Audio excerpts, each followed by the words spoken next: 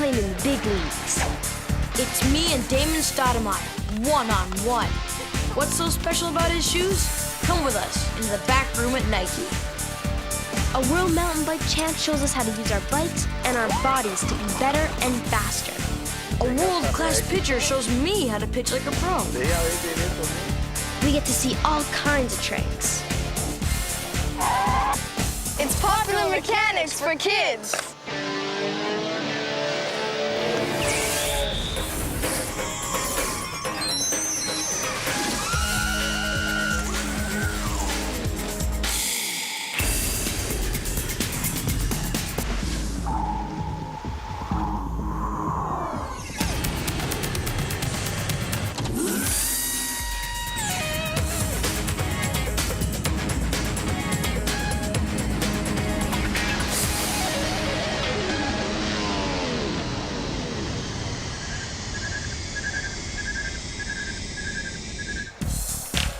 Skill is a big part of being good at a sport, but then there's also the equipment. Although, getting top-of-the-line gear doesn't always mean you'll do well. This is Louise. She was the only girl to enter the skateboarding competition in her region, and she came in first in the C category. And you've only been doing this for 3 years? Yeah, actually, I first stepped on a skateboard at the age of 5, but I've been practicing this sport more seriously since 3 years now. Does getting the best equipment make you a better skateboarder? No, when you start skateboarding, you can use almost any skateboard as long as it has wheels on it. But as you become better, you have more specific things that you want to find in your skateboard, like a specific shape, a heavier or lighter board also. Well, I might as well give it a shot. So what does Jay need to get started at this? You can see he's not exactly a pro. Well, basically, he needs a lot of practice.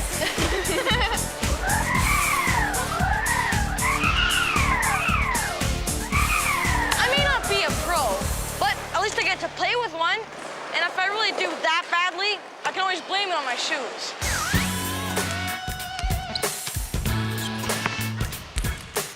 Close game. Looks like Jay's gonna win. He's in possession and... Damon Stoudemire? He's the NBA Rookie of the Year, point guard for the Toronto Raptors. He kicks some serious butt in basketball. So I thought I'd show him my stuff. Jay, I hate to tell you, but it's those ugly, holy shoes you got on right there. Well, if the problem is my footwear, and if I'm gonna stand a chance against Damon, I had to go where Damon gets his shoes, Nike headquarters. This place is huge. This is where they design, test, and fine-tune all the shoes Nike makes. That includes shoes for guys like Michael Jordan and Pete Sampras. Damon Stoudemire comes here to make sure his shoes are as effective and comfortable as possible. This cool-looking guy is Aaron Cooper. He's the one who designed the shoes Stoudemire wears. Hey, Aaron, got a second? So tell us about the design process. Well, my job is to take all the ingredients that need to be in a shoe, like the traction, breathability, lateral stability, and kind of make it look cool. But first, Aaron gets the info about feet from the sports lab. That's where they do all sorts of scientific tests to accurately measure your foot and the way you walk. Well, we take a lot of the information that they provide us, like, you know, how a player moves back and forth and what sort of elements on the shoe need to be on that player's shoe, like Damon Stoudemire, you know, because he's a point guard, what does he need in a shoe? There are some things that Damon may want specifically in his shoe. Speed and quickness. The outsole provides the traction, My herky-jerky style. the lateral stability. It wouldn't be good for me to wear a heavy shoe. Damon likes a very light shoe, You can't run barefoot, you gotta wear sneakers, so. a regular airbag in the heel, and of course that provides the cushioning. Aaron's design ends up here, a top secret room where they make the prototypes of new shoes, and special orders, like shoes for Damon. They take Aaron's design and a high-tech computer cuts out the pattern. And from here, it's sewn together. This is a shoe. After stitching together the upper part, it goes into lasting. Lasting is a process where a shoe is steamed, poked, pressured, and otherwise tortured into a foot shape. Then, it's connected to the sole. What do you think of these puppies? Well, Jay, I think it's about time for a new pair. How do you like these? Ooh, snazzy. So, I went back to face a superstar with new shoes and a little instruction. Come on, keep your eyes open. There you go. Almost got him. Right on. Nice working with you, man. Thanks a lot. Nice working with you too.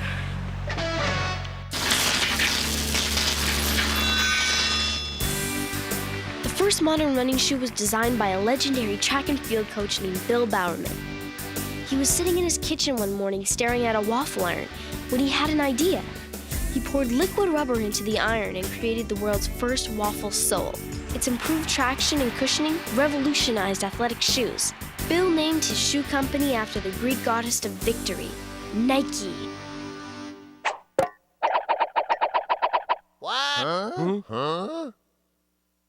All feet have some smell because they produce something called pheromones. Pheromones are natural chemicals found in the bodies of all animals, including humans.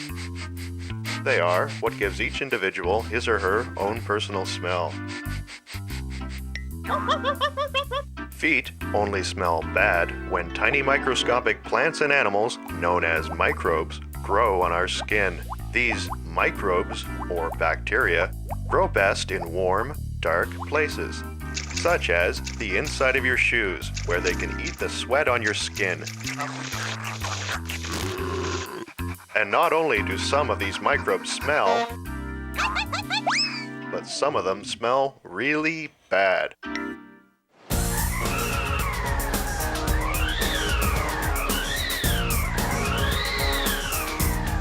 key to mastering any sport is to take it easy and to take it slow. Learn something small. And then keep improving at it. That way you won't have to lose practice time to an injury. And then you'll be able to do the more spectacular tricks.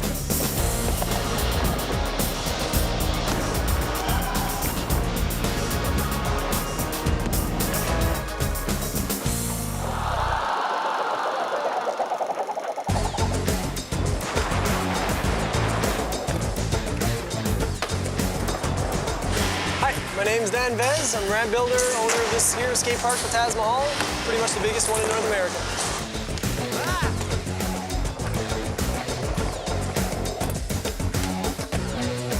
So I build half pipes. This one happens to be 11.5 feet high, 32 feet wide, which pretty much makes it the biggest one in Canada as far as I know. Okay, here we are. We're gonna build a jump ramp, launch ramp for skateboarding, BMX, inline skating with Lee Robert here, my helper. What we're gonna do is a 2-foot high jump ramp, and then what we gotta do first is measure the height. For this 2-foot jump, I've decided on 5 feet of length, which gives me a sort of semi-tight jump ramp, a little more height-oriented. I build the ramps according to what it is I feel like skating and what my friends are asking for and what my customers are asking for at the skate park. We're gonna use this bendable, pliable piece of wood. It's important to keep it nice and straight at the bottom mark, and at the top mark, something not too steep. Don't force it too much, just enough so that it seems to be giving a natural curve. And using the pencil, we're gonna draw a mark from the top down to the bottom. Well, I built the jump ramp for myself and had it out in the front of my house, and a bunch of friends started asking about it, and strangers were ringing my doorbell. Told them I made it, and I got little contracts in my area back when I was like 15. And I started getting a lot of experience building local skate parks and things like that. The next step, B, to mark the spots where your 2x4 supports are gonna go. And then using 2 screws per stud, screw that baby in.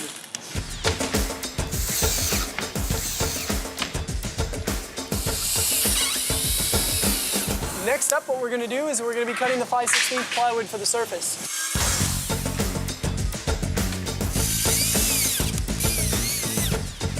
So I add a strip of duct tape at the bottom and the thing's ready to ride.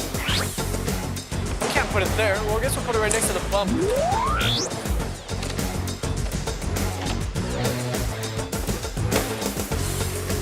What do I think of the jump?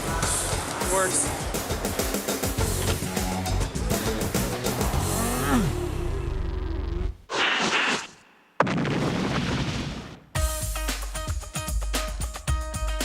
This guy doesn't seem to be having much luck. But scientists say that more than talent, more than your physical shape, what makes an athlete good is something called patterning. Patterning happens when you repeat something till your brain is so familiar with what's happening, there are no surprises. You know exactly how you're going to land. Tony Hawk knows he'll get it right eventually. They call him the Michael Jordan of skateboarding, the Gretzky of grind. It took a lot of practice, but for 12 years in a row, he's been ranked the best skateboarder in the world.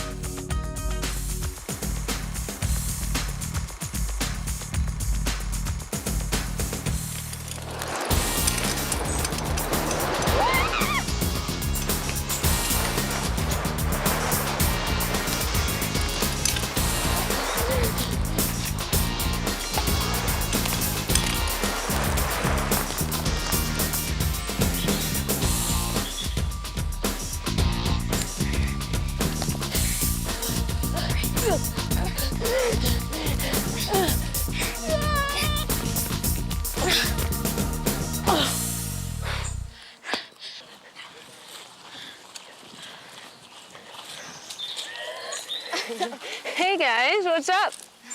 Enjoying your day on the trails? How could you? What are you, world champ or something? Actually, I am. I'm Allison Sider. I'm 3 times women's cross-country world champion. Pleased to meet you guys. What a coincidence. The world champ riding beside us just when we're having trouble.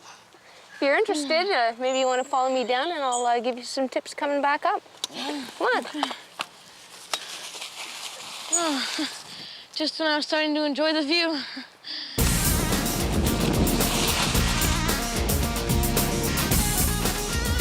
Hey guys, you know that story about the tortoise and the hare?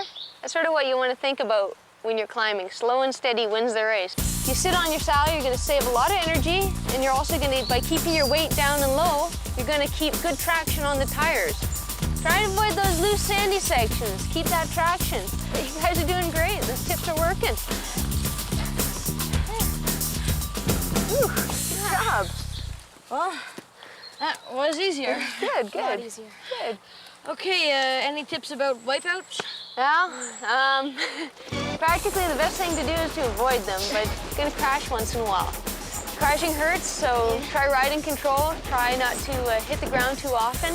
But a few things you might want to think about is just, you guys all have the proper safety attire. You have helmets, protect your head, gloves, protect your hands, some biking shorts to protect some of the skin down there. Another thing to do before you head out the door and hit the trails, to make sure your bike's working really well. Obviously, brakes are very important for control and for safety.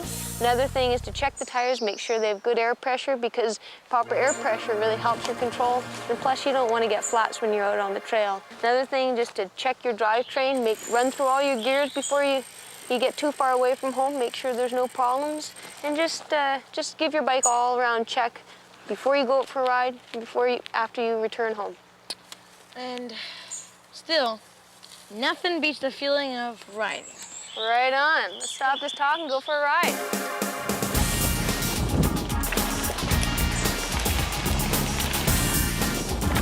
The cool thing about being world champion is that you get trails named after you.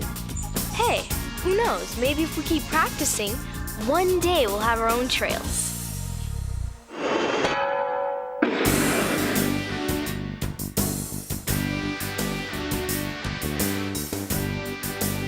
Libor Karas doesn't go very fast.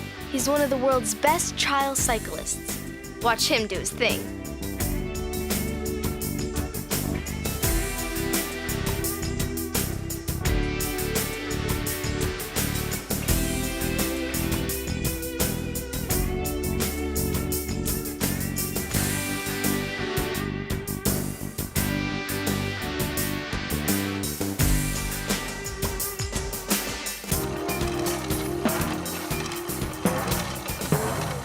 Okay, you guys, I'm ready. Charlie here set up a kind of race for these brothers. Now, you can see that those guys are almost completely identical. Ready? Okay, go! And they're off. Now, they'll reach exactly the same speed and stop pushing here. Okay, stop pushing. Now we'll see who coasts the farthest. And it's Frank. Any guesses why? He has bigger feet. They look the same to me. No. Any other ideas? Same parents. What? Well, actually, it's the condition of their skates. Philip's skates were dirty, while Frank's skates were clean. Spin these wheels for me. Clean, dirty, clean, dirty. You see, if you don't keep your wheel bearings clean, you're gonna have to work harder to skate. Do it again, that was fun. The bearing is the part that connects the wheels to your skates. Tiny metal balls in the bearing allow the two parts to roll freely together, rather than rub against each other. Dirty bearings means slower skates. You got it. And this is how to clean them. Alicia, this is for you. Unscrew the wheels with an Allen key. Wipe the dirt off the bearings with a towel. Spray the bearings with a special lubricant. Then put your fingers on the bearings and spin the wheel to spread it around. This wheel is different. It has fully serviceable bearings. That means you can open the bearings right up. You're going to start seeing this on more and more skates. It's more work, but you can get the bearings even cleaner. When you're ready to put the wheels back on, be sure you rotate them. That means changing them around in the skate. The wheels won't wear out as fast. So if you want to do it yourself, it'll be a smoother ride, you won't have to work as hard, and you won't have to pay a store to do it for you. Thanks for the dirt, Charlie.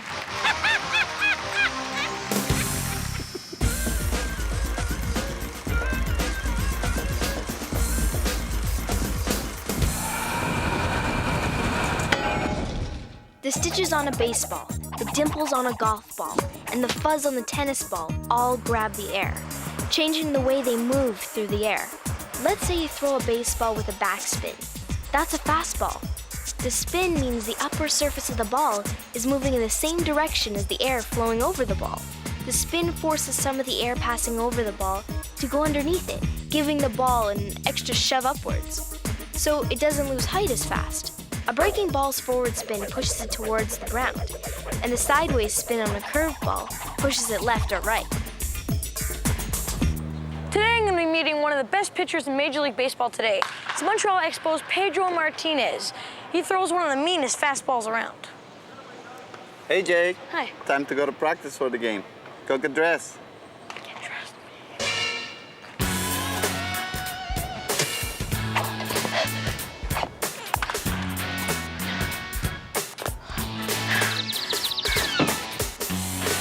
Ta-da!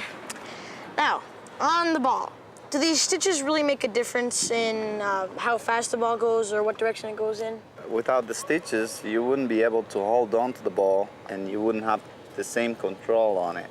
If you hold it like this in a two-seam fastball or a sinker, that ball will move tight, hard and in. And if you hold it like that and you let it roll on top of your fingers, it will be like that, and it will be a curveball. If you hold it like this, it will be straight like an arrow. Okay. The fastball is one of Pedro's specialties. It may be the most important and fastest pitch of all.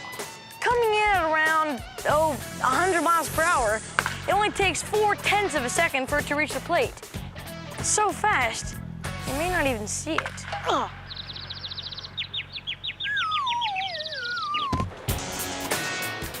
That's my favorite mound. That's the one I warm up in and the one I get ready for the game. First, I dig a little hole like this. Then you hold the ball like a cross-beam fastball, like I showed you. Then you start moving your body. You bring up that leg. Okay. Then you aim there, and you go and throw it as hard as you can.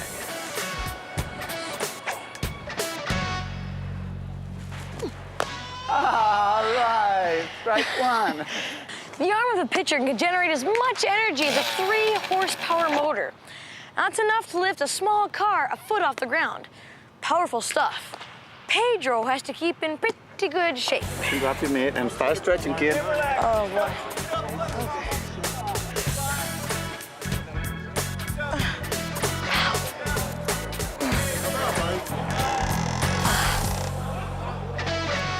So, Jay, you're on the hill tonight. Yes, sir. We got to give you the pregame stretch and warm up.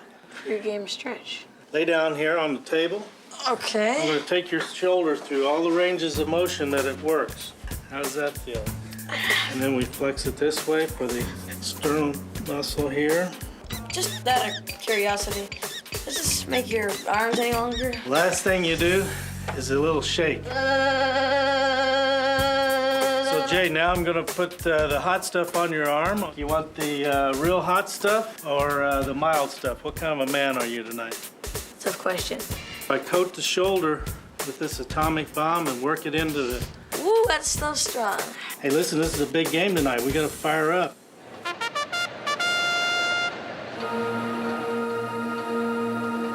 Let's see how our new student comes out. Ladies and gentlemen, to throw tonight's official first pitch, please welcome the TV host of Popular Mechanics for Kids. Please welcome Jay Baruchel. Now that Pedro showed me his tricks, I'm ready. The whole world is gonna find out that my dream is real. Yes, I'm a great pitcher. Just watch.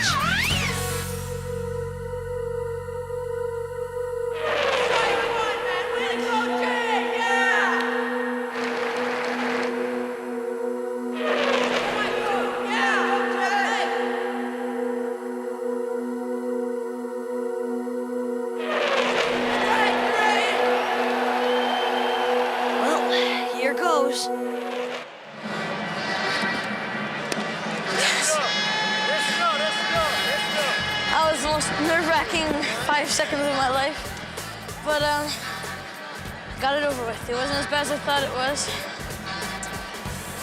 Wow, pretty proud. Thank you very much.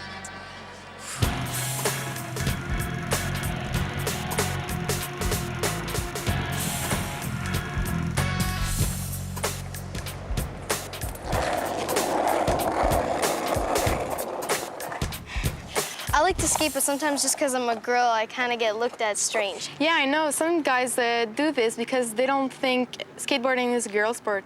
I think there's not enough girls who have discovered the sport yet. So if you have any other girlfriend, just tell them to start skateboarding. It's a nice sport. So what helped you get good? You have to believe in yourself. And if you want to do something, never stop trying. You need some determination, even though it's hard sometimes. Whoa! Hey! What are you looking at? Come back next week, I'll be better than them. I want to do it, I can do it, and I will do it. I want to do it, I can do it, and I will do it.